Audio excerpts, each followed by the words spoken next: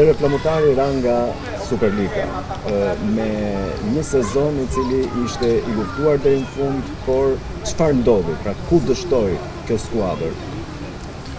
Shiko Ermal, Flamurtari me gjithë defektet e veta që kishte bëri një luftë serioze dhe për mua ishte i vetmi ekip që nuk ishe pjesë e aleancave edhe trukimeve që u bën gjatë gjithë kampionatit, sepse fjalët që u dëgjuan që në fillim të kampionatit që thoshin që Dinamo do marri kupën, Egnatia do marri kampionatin, dolën dhe Flamurtari me Ballshin do dalin nga kategoria, dolën të gjitha të sakta. Mirë, po më vjen keq që është një kampionat shqiptar i trukuar dhe është herë e parë në historinë e futbollit që ndodh që një ekip si punë e Ballsit të dali me dëshirë nga kategoria. Nuk ka ndodhur në asnjë vend të botës, vetëm ky është rast unik edhe në Shqipëri.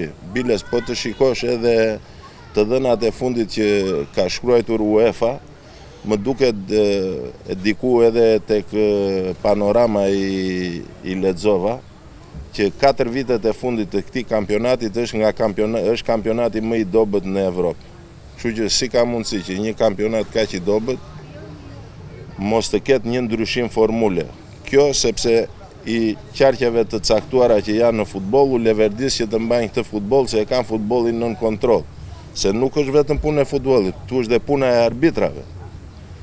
Me fjalë, ky lloj arbitrimi është nga arbitrimet më skandaloze që mund. Ju jeni vetë dëshmitar sa penallti janë anulluar në Vlorë dhe rasti më flagrant ishte rasti në ndeshjen decisive me Teutën, që Amiti në minutën e 93 nuk jep një penallti që ishte 1.000.000 për 100 penallti.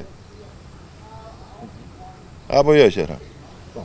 Jo, më shumë unë e prek, keqardhja më e madhe është për rënina superiorja të skuadra që shumë e investuar mirë, ana financiare si mungonte, kushtet u rregulluan të gjitha, një stadium të vërtet që ishte kënaqësi të urje dhe të ndiqje një ndeshje të superiores, po mos të vemi deri tek ajo që ne të fajsojmë pjesën më të madhe, pa diskutim që ajo është pjesa më e madhe e fajt, ata ju takon atyre që drejtojnë garën, që është Federata Shqiptare e Futbollit. Në pjesën më të madhe që tha Çaça më përpara ka të drejtë, sepse gara është po thuaj dihet se kush del kampion, dihet pjesëmarrësit e kuajtorës dhe dihet se kush do zbresin. Dhe këto janë gjëra që si bëjmë mirë futbollit në përgjithësi, o futbollit shqiptar që nuk diskutohet që s'është në refene fare me në krahasim me kampionatet e Europës. Prandaj do mosdoshmërisht një ndryshim formule, duhet të gjejmë një solucion dhe një mënyrë tjetër për të organizuar këtë garë. Dhe mos të harrojmë, në pjesën më të madhe nuk diskutohet që Flamurtari është një skuadër shumë korrekte, ka qenë gjithkohon. Domethënë që në kohën që zoti Idrizi e ka marrë presidencën e klubit, nuk kemi parë ndonjë Flamurtar që të kërkojë lëmosh apo të shtrihet apo të tjerëve, pra ka bërë një kampionat të drejtë, ka marrë atë që ka merituar në fund fare për atë pjesë që ka mbajtur ai, jo me aleancat, sepse aleancat është ajo që dihet që të spostojnë dhe të nxjerrin o kampion apo të nxjerrin në kategoria. Kështu që i takon vetë atyre në këtë pjesë që ta shikojmë, pra e kam te kjo që presidentët duhet ne na ka rënë, sepse jo vetëm ne të dy që po flasim, po dhe para arsit tanë, dhe kolegët tanë, dhe ish futbollistat të nderuar, ish legjendat të futbollit shqiptar, e kanë prekur këtë çështjen e organizimit të asamblesë, pra për që skuadrat të kenë presidentin e ligës. Ata e bën një formalitet para 4-5 vjetësh, po nuk është ashtu. Kështu që nëse presidentët zgjedhin, e bëjnë vetë zgjedhjen e tyre, qoftë të superiores, qoftë të kategorisë parë, po qoftë të kategorisë dytë, atëherë do të kemi një tjetër gjë pastaj në futboll, sepse i bie që presidenti i federatës të drejtojë garën, të ketë këtë dhe pjesën tjetër anën financiare e shpërndajnë vetë ta. Vetëm në këtë mënyrë mund të rregullohet futbolli. Jam shumë dakord me këto që thua ti, mirë, po që të bëhet kjo ka 8 vjet që nuk del ligji për sportin.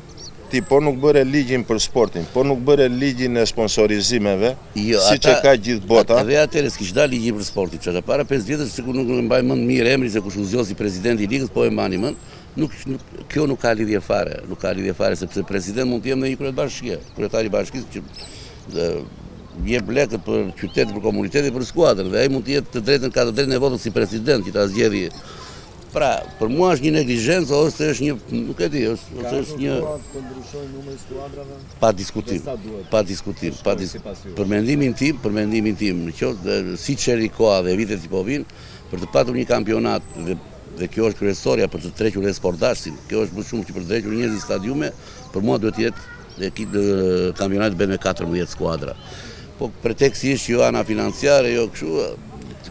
Zotrim ta bëjnë njerë këtë, ta provojnë njerë këtë formulë me 14, siç ka qenë, sepse skuadrat do bëjnë 26 takime shumë gjithë viti, gjithë sezon, plus Kupën e Shqipërisë, për mua do kemi ikon për ta rritur më mirë skuadrë, për të patur skuadra në gjendje fizike shumë më të mirë dhe për t'i dhënë mundësi çunave të rinj, pra talenteve shqiptare. Jo, më mund ta rregullosh me 14 skuadra, mund ta bësh me 3 faza dhe ke 39 ndeshje.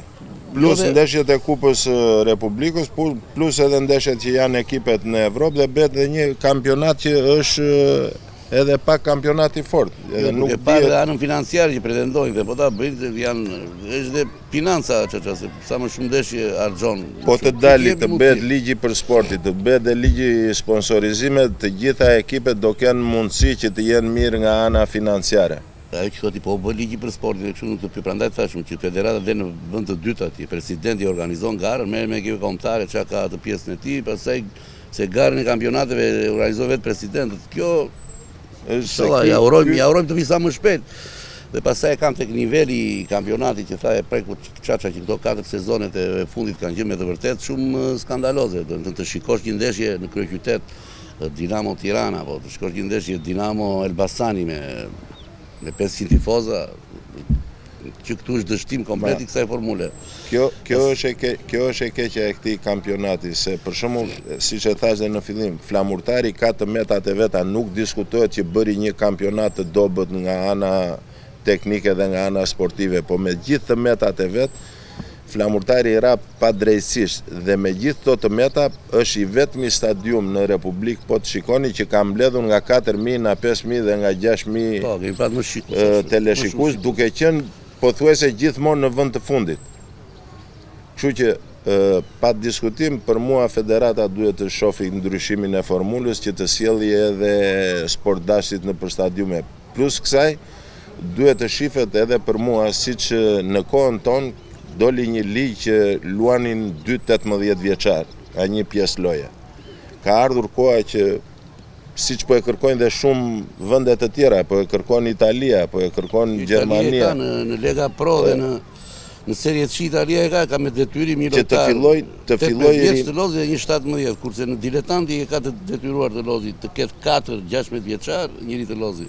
Po, që të ketë mundësi të gjithë çunat e rinj që stërviten dhe kanë shumë dëshirë për të luajtur me ata, tu jepet mundësia që të luajnë në ekipin e parë.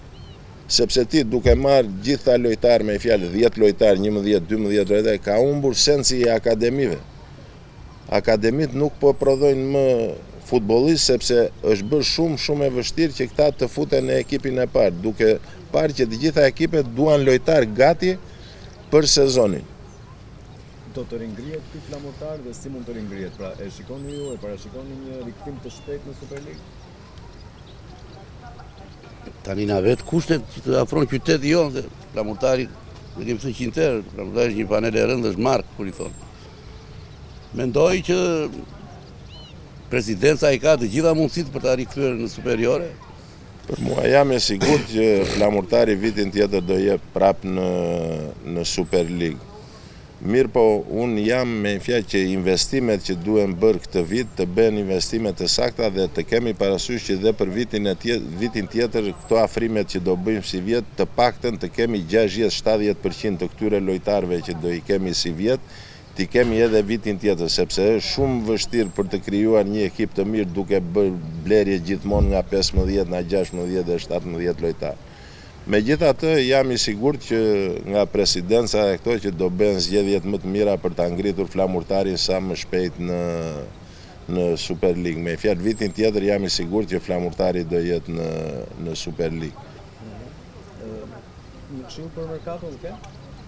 Mercato, tani ne këshill për Mercato. Mercato është fillon atë zero atë neve, se ne s'kemi më shumë kontingjenti lojtarë që janë shpërndarë dhe përveç portieri nuk e di, nuk kam ndonjë informacion, përveç portieri do të qëndrojë Kaloçi apo jo, i bie që skuadra të riformohet nga e para. Ky është merkato tani të riformosh një skuadër nga e para, do shumë kujdes, do shumë bashkëpunim, do shumë, nuk e di.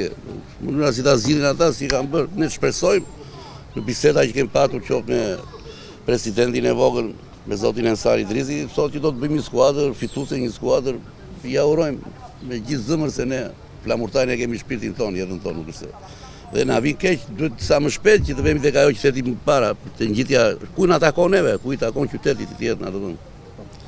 Është gjuna që me këto kushte që kanë në Vlorë të gjithë lojtarët që vinë me fjalë të japin maksimumin e tyre, se pam edhe si vjetë që shumica e lojtarëve që erdhën këtu dukesh si kishin ardhur për pushime në Vlorë. Megjithatë, unë jam i sigurt që me pak kujdes edhe duke bërë blerje sa më të mira të lojtarëve, do t'ja dalim me fjalë që të bëjmë një kampionat dinjitor.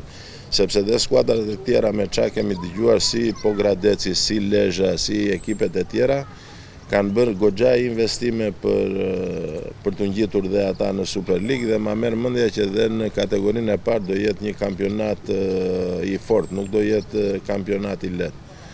Shpresojmë që ne të bëjmë një ekip sa më të mirë dhe jam i bindur që do bëjmë një ekip të mirë. Profesor Mini shumë si Super League-ën, por edhe në veçanti kategorinë e parë. E shikoni të vështirë këtë sezon? Për flamurtarin apo në përgjithësi? Në përgjithësi, shko, derisa e tha Thanasi përpara ai kur përcaktojnë gjërat që dihet fituesi kush zbret e kush bën, më shikoj më interesante kategorinë e parë. Luftën në kategorinë e parë për atë nëse do ndryshojë dhe formula, atëherë do të jetë akoma lufta më, sepse kanë ambicie ato që thotë Çaça që parë që Pogradeci ka investuar, Beslia po bën skuadër, do dihet Byllyti pretendent kryesor, po flamurtari kërkon rigjitjen në mënyrë më urgjente që të vej. Po Besa ka filluar një merkato shumë të ashpër, po janë skuadra që po mos të harrojmë pjesën andej, për shembull kemi skuadra që janë shumë të vështira, si Iliria, apo Kastrioti, apo Korabi, që kanë dhe ato ambiciet e tyre, apo Burreri, ambiciet për të ndinë ka ju i parë, po nuk i dim si bie kampionati, që të vete më lart. Kështu që ja urojmë që për mua kategoria e parë gjithmonë ka qenë gjithmonë më e ashpër nga superioria në kuptimin e rezultateve të fushave. Kupton se dhe pjesëmarrja po do të shkojë kategoria e parë ka më shumë pjesëmarrje njerëzish tifozash që ndjekin kategorinë e parë pra skuadrat e tyre sa superioria. Kështu që do jetë interesante do jetë për ne, po ne mendoj do duhet ta kalojmë, nuk është duhet ta kalojmë. Sa ka dëmtuar këtë sezon gjykimi flamurtarin dhe a i drueni ju edhe në kategorinë e parë se mund ndodhin këto gjëra? Shiko, gjykimi iq, me fjalë unë po flas edhe me emra, iq 2-3 ndeshje që na ka arbitruar Amiti. Ajo goca Kjo Emanuela Rusta, që ka mbajtur ndeshje perfekte.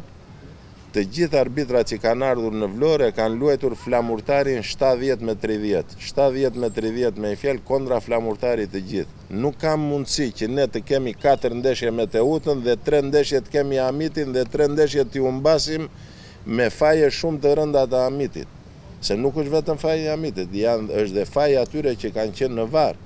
Nuk mund të çosh ti një penallti që është 1.000.000% penallti, ti ta marrësh përsipër dhe mos të shkosh në VAR të shikosh, kur duket shumë e qartë triblimi që i ka bërë Maksuti dhe ndalimi topit me dorë, se ne do ishim akoma në superiore. Kështu që edhe shtete si Greqia, kur e pan që kampionati po merrte fund siç ka marrë tu tek ne, edhe sot e kësaj dite marrin arbitra nga jashtë që gjykojnë ndeshje. Ne nuk po themi të arrim aty, po për mua fajin kryesore ka siç është ai Sokolja Reci atje. Po të arrim dhe aty se ne kemi hequr në Kuriznie, ne na kanë marrë arbitrat, unë e kam qenë vetë drejtuesi flamurtarit në atë kohë që kemi fituar Kupën e Shqipërisë dhe gjyqtarët, ne mos vini gjyqtarët e huaj që janë italian, 100% do të ishim ne finalistë të Kupës së Shqipërisë, kupton? Kështu që atë e ka të drejtën dhe federata në ndeshjet decisive sepse zhduk para gjykimet, zhduk heq përgjegjësinë e saj njëre para që thotë ja ku e keni arbitrin më donit ja. Kush i zotit fitoj dorën apo unë na mos ke gjë. Kështu që janë të detyruar në disa ndeshje ata duhet ta vendosin. Është që të bësh një kampionat sa më dinjitoz. Kampionati grek, vin shumë arbitra që arbitrojnë në Anglia në ajo në ndeshje decisive për shumë dhe ata afrojnë shumë. E largohet Kuloza Panathinaikos që kanë parë ky anglezi e ka arbitruar një herë, çuni që arbitroi Hollandën dje. Ka shumë arbitrimi në Shqipëri lë shumë për të dëshiruar. Lë shumë fare për të dëshiruar.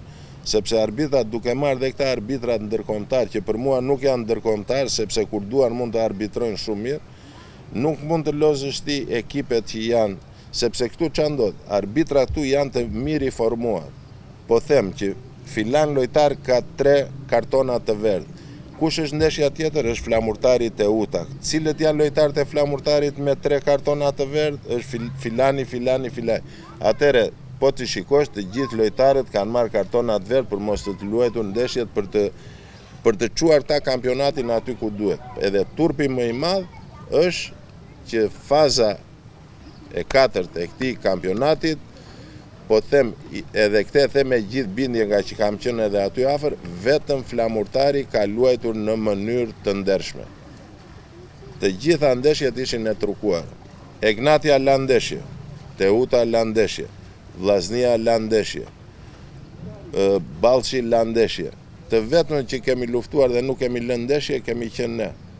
Pavarësisht fatit tonë të keq që në ra një arbitër si punë e Hamitit që për mua është kamikazi e arbitrave shqiptar dhe është numër 1 që zbaton detyrat që i japin. Botrorin si e ndiqni? Botrori deri tani shumë interesante, kemi rezultate shumë të bukura, skuadra që nuk kanë shumë diferencë me njëra tjetër, po ti shkosh dje për shumë të dyja takimet, qoftë Hollanda me Suedin dhe në darkë Gjermania kundër Bregut Pildish, ishin me të vërtet ndeshje shumë të bukura, emocionuese, ndeshje që na prun gola, ndeshje të hapura, nuk kishim diferenca shumë i skuadra, pavarësisht se Suedia u mund 5-1, po kishte momentet që dhe mund ta ngushtonte në një moment që u anullon një gol, pra Navari që jep pozicion jashtë, hape ndeshja se 2-1 si dje si merrte drejtimin. Megjithatë presim tani se fillon këto ndeshjet e grupeve, kështu do të jenë, do të kenë surprizat e tyre. Shikojmë më vonë, këto skuadrat, unë vetë jam me Hollandën tifoz, po nuk më jep në një përveç atij parashikimit që ka bërë ai inxhinieri që thotë Holland Portugali, besojmë atë të dalin në finale që do të ktheu. Po mua nuk më jep në një shkëndij që do të jetë një skuadër që do vej deri te maja. Si po organizohet në Amerikë? Shumë bukur. Tani në Amerikë ato janë për mua 3 kampionate botërore, se bëhet në Kanada, Meksik dhe gjë e bukur. Këto organizime janë shumë bukur se japin mundësi dhe e shpërndan qoftë dhe anën financiare, po qoftë dhe anën e përgjegjësive të gjitha të sigurisë të gjitha e shpërndan në shumë vende. Pra nuk është kampionati i parë që bëhet, është një eksperiencë e bukur dhe europianët janë bërë këtu shumë në Poloni, në Ukrainë ku bë. Bukur është sepse pjesëmarrës janë 2-3 shtete, dhe shumë gjë e bukur. Si kampionat botror, ky është kampionati veçantë edhe nga pjesëmarrja e madhe e ekipeve. Mirë po deri tani me thënë drejtën 3-4 ekipe kanë dhënë shenja të mira, me fjalë që duken që kanë dhe gjendje fizike lojtarët. Kjo ndodh edhe sepse shumë nga ekipet që janë aty janë me të gjithë luajnë në Evropë dhe janë dhe të lodhur nga kampionatet, nga kupat. Megjithatë është kjo që tha që Remi, që është një kampionat i mirë organizuar dhe është kampionati i parë që këtu nuk do flitet më me miliona, po do flitet me miliardat fitime, duke parë që edhe një mesatare stadiumeve i bie afërsisht e 65.000-70.000 spektator.